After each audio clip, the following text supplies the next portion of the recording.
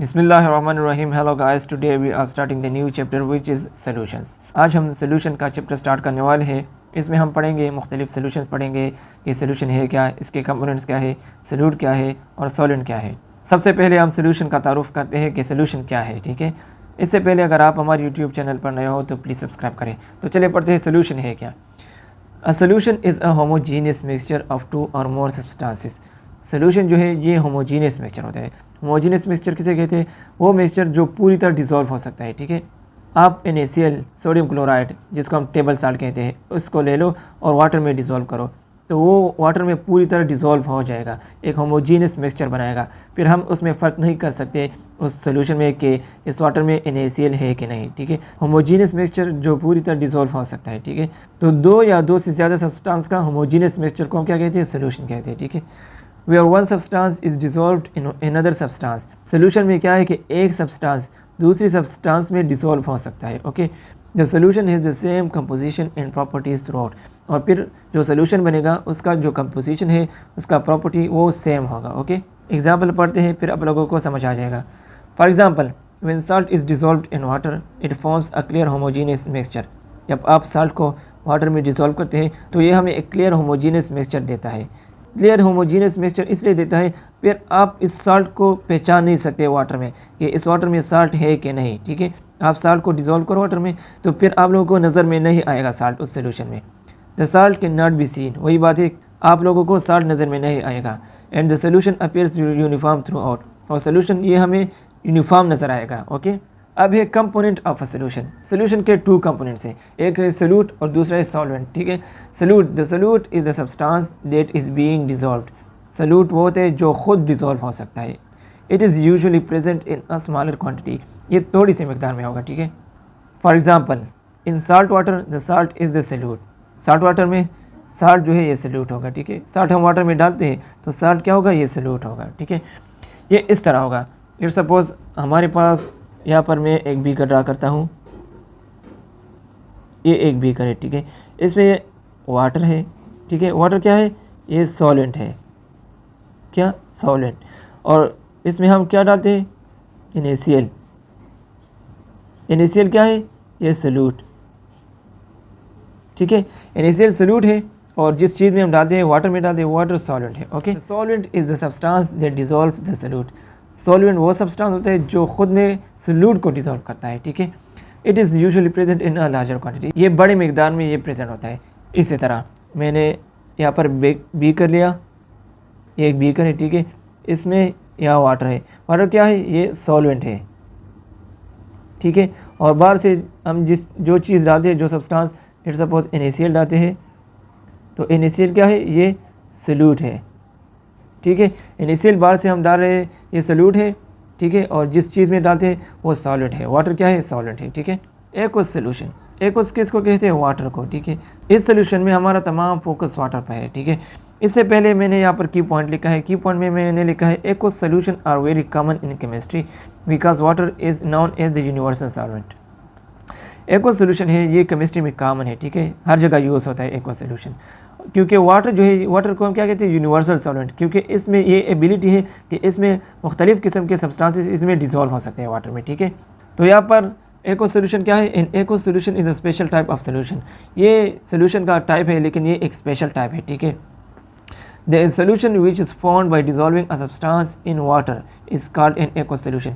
ये वो सोल्यूशन है जब हम वाटर में किसी सब्सटेंस को डिसॉल्व करते हैं तो उसको हम एक्वस सोल्यूशन कहते हैं। किस चीज़ में? वाटर में। हमारा तमाम फोकस एक्वस सोल्यूशन में वाटर पर है। ठीक है, वाटर में जिस सब्सटेंस को हम ऐड करते हैं, डिसॉल्व करते हैं, तो उस सोल्यूशन को हम क्या कहते हैं? एक्वस सोल्यूशन कहते हैं। ठीक है, for example salt water is an aqueous solution where water is the solvent and salt is the solute.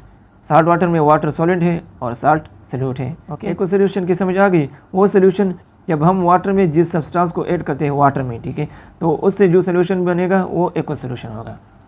यहाँ पर तीन और टाइप्स हैं जो कि अमाउंट ऑफ सोल्यूट या सेचुरेशन के बेस पर है। ठीक है, एक्वस सोल्यूशन सॉल्वेंट के बेस पर था लेकिन ये जो है अमाउंट ऑफ सोल्यूट या सेचुरेशन के बेस पर है। ठीक है, ये 3 सब टाइप्स है। पहले नंबर पर है saturated solution, solution which can not dissolve further amount of solute at a particular temperature. ये वो सोल्यूशन है जिसमें further amount of solute dissolve नहीं हो सकता। ठीक है, for example If you keep adding sugar to a glass of water and stir, the sugar will eventually stop dissolving and start settling at the bottom. At this point, the solution is saturated. आसान अल्फाज में आप sugar को एक गिलास of water में इसको add करते रहे, ठीक है, तो एक वक्त ऐसा आएगा कि इसमें मज़ीद शुगर डिज़ोल्व नहीं होगा, वो क्या करेगा, वो नीचे बॉटम में रह जाएगा, सेटल हो जाएगा, ठीक है। तो उस सोल्यूशन को हम क्या कहते हैं, saturated solution.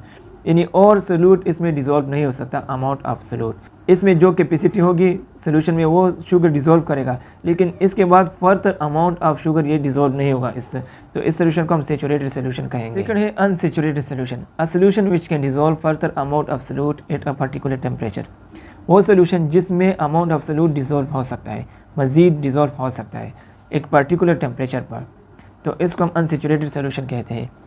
For example, if we dissolve a small amount of sugar in water, the solution still has the capacity to dissolve more solute. This solution is an unsaturated solution.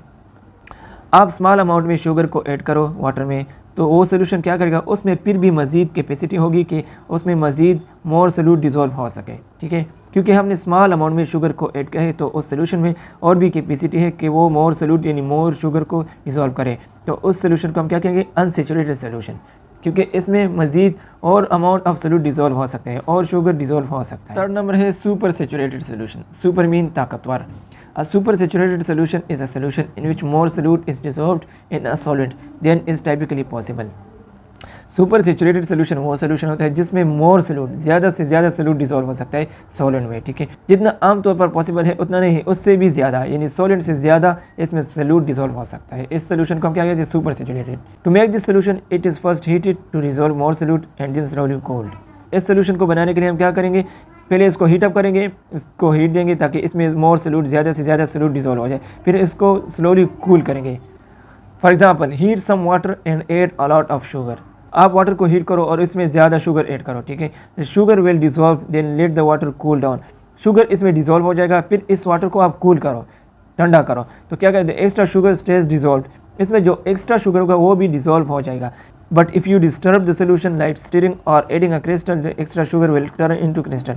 लेकिन जब आप इस solution को disturb करोगे like steering इसका करोगे या इसको क्रिस्टल ऐड करोगे, तो इसमें जो एक्स्ट्रा शुगर होगा वो भी टर्न यानी कन्वर्ट होगा क्रिस्टल में, इस तरह होगा, ठीक है। लेट सपोज हमारे पास ये बीकर है, ठीक है, ये बीकर है, इसको मैं हीटअप करता हूँ, लेट सपोज मैं 50 डिग्री सेंटीग्रेड को ये हीटअप करता हूँ, ठीक है, और इसमें मैं शुगर ऐड करता हूँ, शुगर, ओके, इसमें मैंने शुगर ऐड किया और 50 डिग्री सेंटीग्रेड तक मैंने इसको हीटअप किया, ठीक है, तो इसमें ये शुगर डिज़ोल्व हो जाएगा। फिर इसके बाद मैं इसको कूल डाउन यानी ठंडा करता हूँ इस सोल्यूशन को, तो ये जो शुगर है वो नीचे बॉटम में रह जाएगा, ठीक है, यहाँ पर ये बॉटम में रह जाएगा।